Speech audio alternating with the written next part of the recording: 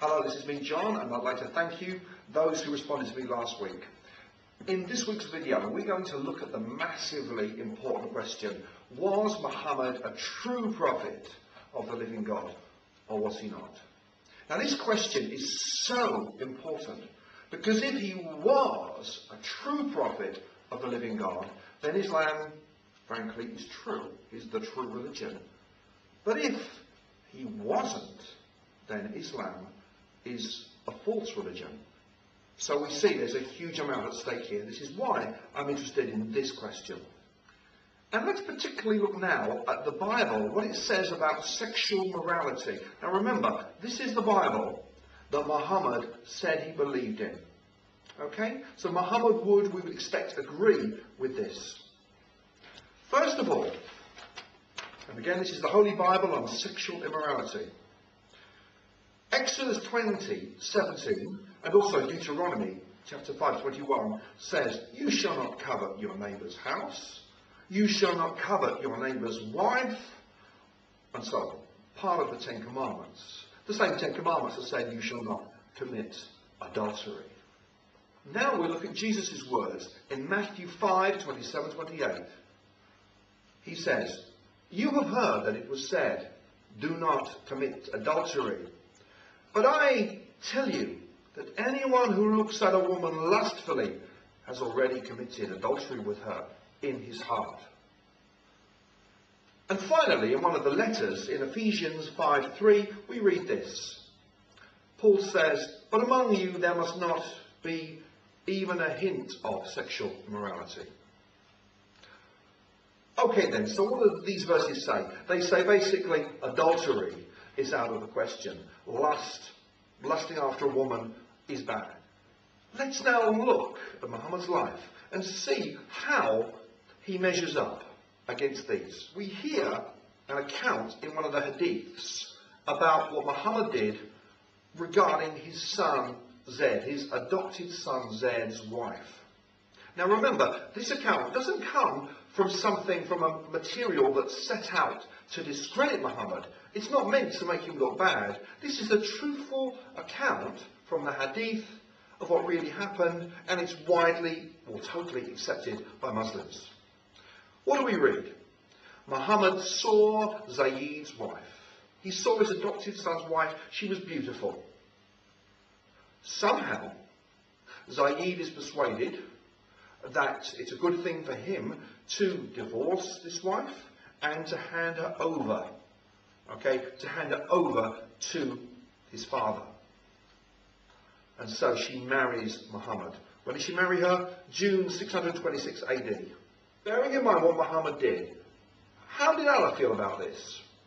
Well, Surah 33:37-38 basically says that Allah said that this was fine. What Muhammad did was fine. Now, there's another case I'd like us to consider. This is the case of a 17-year-old Jewish girl named Safiya bint Akhtar.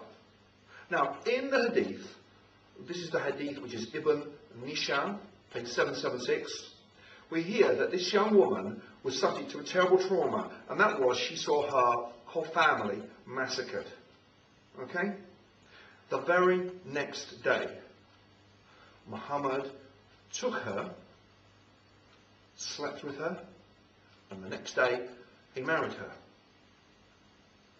Now we have to ask ourselves, what do we think about this action? What would God say about this action? How does this action of taking this young woman in a traumatized state, and we don't know if she consented, we can only make a guess as to whether someone who's just seen her family massacred would really want to enter a marriage with a man who's much older than her, who's been responsible, who's been the leader of the army that have defeated her. We have to ask ourselves, is she going to enter into this agreeing with it? And then we have to say, if she doesn't agree, what do we call this action? Right, so far we've looked at what Muhammad did. Now, the next question is, how did this impact his teaching? What did he actually teach? Was okay for his men to do in terms of sexual behaviour? Right, and remember, of course, he's getting these instructions from Allah. The Quran 4:24 says, And all married women are forbidden to you, save those captives whom your right hand possesses. But what does this mean? Now, this is what I think it means, or that's what it seems to mean. Obviously, we know that Muslim men are allowed to marry 4 women. But in addition to that, this seems to say that in conditions of war, a Muslim soldier, a Muslim man, if he captures a woman, or any number of women, he is allowed to have sexual relations with them. That seems to be what it says. It's pretty clear, really. That's interesting. I think there's another area to consider as well, another teaching from Muhammad. And this is to do with temporary 3-day marriages, which are called muta marriages. Again, Muhammad says that in order for his men to be able to have sexual relations with these ladies who they've captured, they can have temporary 3-day marriages, which end with, presumably, with a divorce. And during that time, they can have sexual relations with them.